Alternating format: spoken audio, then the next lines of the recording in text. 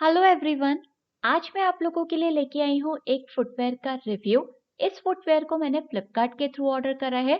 तो चलिए सबसे पहले हम इस पैकेट को ओपन कर लेते हैं और देखते हैं कि ये फुटवेयर देखने में कैसी हैं, किस कलर की आई हैं।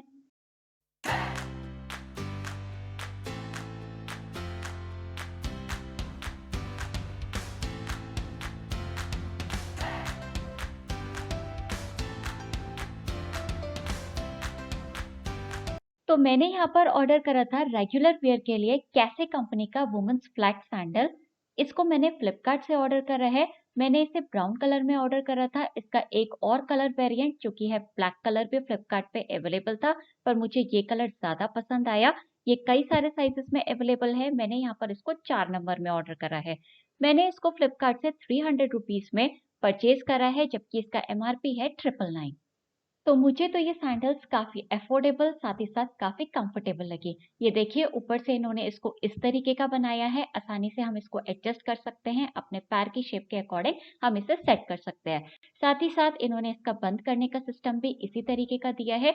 ये भी काफ़ी अच्छा है। आप अपने पैर की शेप के अकॉर्डिंग इसको टाइट या लूज जैसा भी आप पसंद करें उसी तरीके से इसको बंद कर सकते हैं।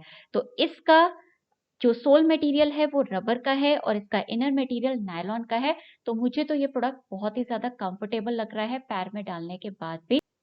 जैसा कि मैंने आपको पहले भी बताया कि इन सैंडल्स का सोल मटेरियल रबर का है, तो हम इनको रेनी सीजन में भी यूज़ कर सकते हैं। और आप देख ही सकते हैं कि इनका बेस ना तो बहुत ज़्यादा हाई है ना ही लो है, तो ये बहुत ही ज़्यादा कंफर्टेबल है पैर में पहनने के बाद।